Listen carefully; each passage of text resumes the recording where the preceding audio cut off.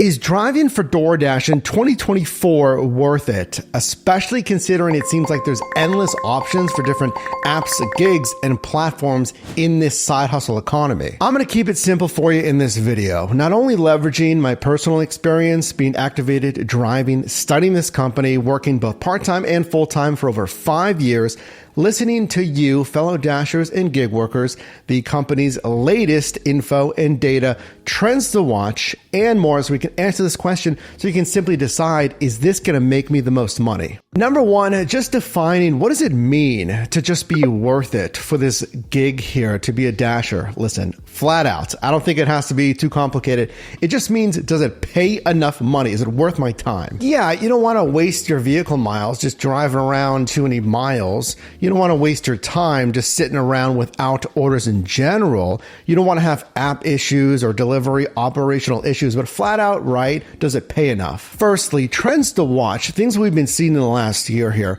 I feel like DoorDash has been adding more partners than really anybody in this space. Not only restaurant partners, because that's kind of a given, like, yeah, restaurant deliveries, but grocery, retail, convenience options, what they call new verticals here, which simply give you more order and delivery options as a Dasher. And I know this next one is tricky, but I firmly believe over the past at least 3-4 years, this has been the case. And I know that a lot of things are changing in this space. That is bonus pay. But if you had to compare Grubhub, Uber Eats, and DoorDash, the big three in food delivery, let's say, that DoorDash is going to have the most consistent and reliable bonus pay.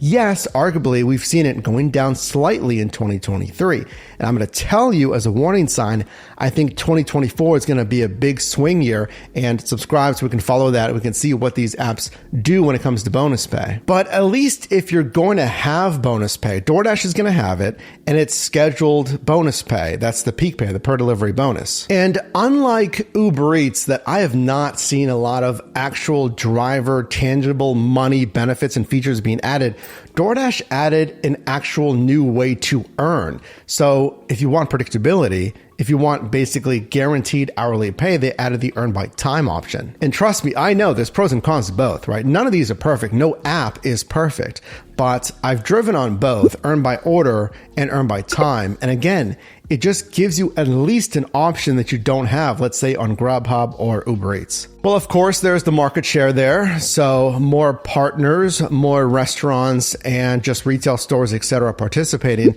that if they're getting more sales, let's say in restaurants here, you can see the restaurant market share right now, then you would hope that gives you more order volume, like how many offers you're getting, let's say in a given hour, the order volume. But let me show you some perhaps surprising data directly from DoorDash about their Dashers, their money, and their decisions here. And again, this is directly from the company. I'll tell you honest take as an active DoorDash Dasher that you will 100% get absolutely awful orders in your shift, like $2, $3, $4 for awful mileage, like far orders, and the pay is 100% not worth it. And I'm betting a lot of other Dashers would agree. Actually, if you're a current Dasher, comment down below what percent of orders that you get, like offers, let's say, are completely not worth it. Would you say over what, twice as many offers that you get, you only accept like what, half of those? Well, that's basically what DoorDash themselves actually said. Yes, the company actually said in a recent post, Dashers in 2023 Q2 received over twice as many offers as they accepted. That's the company saying, like, yeah, we know we send Dashers at least orders that for whatever reason, you know, hey, a lot of different reasons, they're not accepting. And actually the company continues saying almost 25%, a quarter of Dashers say they reject offers because they're busy doing something else like running errands or completing a delivery or ride with another gig company. So DoorDash obviously knows, like, you can multi-app, you can use other platforms. I'll just tell you this, like, if you're on another delivery or like a ride with rideshare, just pause DoorDash because you can't accept it anyway. Like, why have it distracting you? And they continue, a good percent of Dashers are just declining offers because something in the offer doesn't make sense to them. And I say good. That's how it should be as an independent contractor. If the mileage is too far and the pay is too low, 100%. that's what you have to learn, that you should decline those. Because consider this, and by the way, if you're getting value in this video, can you drop a like on it? Consider subscribing here. Check out yourdrivermike.com for courses and resources to help you in most any side hustle. But consider what the company says, what they're saying and posting versus what drivers are actually experiencing and the best practices that we teach you here. The company says, hey, listen, those with a higher acceptance rate. So you can see here, AR acceptance rate between 50% and 100%. So these dashers are accepting 50 to all order opportunities. This is decreasing your inactive time. Literally what it sounds like, the time we're just kind of sitting there with nothing. But if you accept less, 20 to 50%, your inactive time increases. But if your AR, like myself right now, is less than 20%, which is fine, you're allowed to have whatever acceptance rate basically, as long as you're not gaming the system or anything, then it really increases your active time. Listen, this is data that the company's posting, but remember, inactive time, just sitting there with nothing going on, is not necessarily a bad thing, because you should be multi-apping, driving on different apps at the same time so you can select the best order for you, and or multi-niching, driving on different niches as well, being online with all of these. So if you're just sitting there and like the DoorDash time is running and you're not getting anything, hopefully you're getting something on Grubhub, Spark, Amazon Flex, etc. And then maybe you forgot, again, to go offline or pause the dash. So DoorDash thinks you're online, but you're actually just multi-apping. Again, it's best practice just to pause your dash in that case. So while yes, true inactive time, if you're just sitting there with nothing going on, that's not a good thing. So use that data, especially if you're just sitting there with just DoorDash. Maybe you're driving on not the best days and or times of the week. Now, remember the start of this video when I defined worth it for you? We just said basically like maximize your income, trying to make as much money as possible. There's something to be said about what I told you, that bonus pay, the peak pay, and generally, how do you make the most money as a dasher? 4 or 5 years ago, it basically was like, hey, drive during the busiest times, capitalize on that per delivery bonus, the peak pay, and make $22, $25 plus an hour. Now, it is, and I'll tell you this as a warning going into 2024 here, let me know when you're watching this video.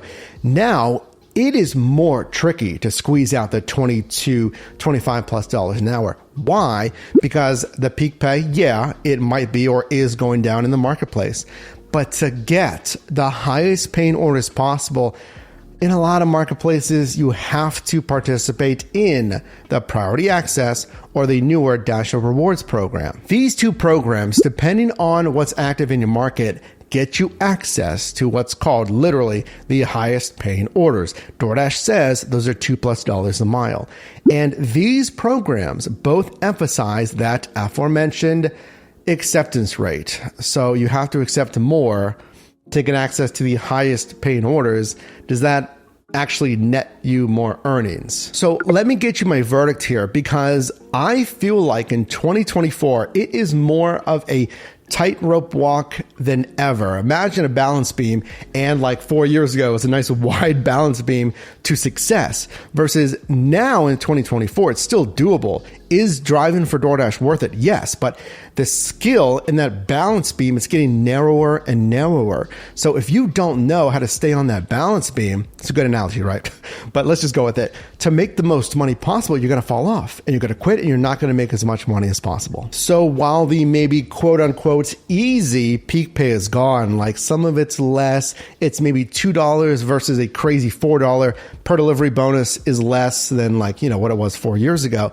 Remember though, that there's more stores. There's different ways to earn now. There's, again, the retail. You can do grocery. You can do convenience, the Dash Marts, and restaurants now in 2024. So I'm not going to give DoorDash an easy pass on the green light, saying it's like this best easy money, easy bonus pay side hustle. Not anymore. But it still is, I'll say, verdict-wise, a good, solid side hustle especially we'll say if you know how to do it. Because if you just go out there and drive and accept whatever, if you drive whenever, maybe that's when you're free, right? You're going to make okay money, like $16, $17, maybe $18 an hour.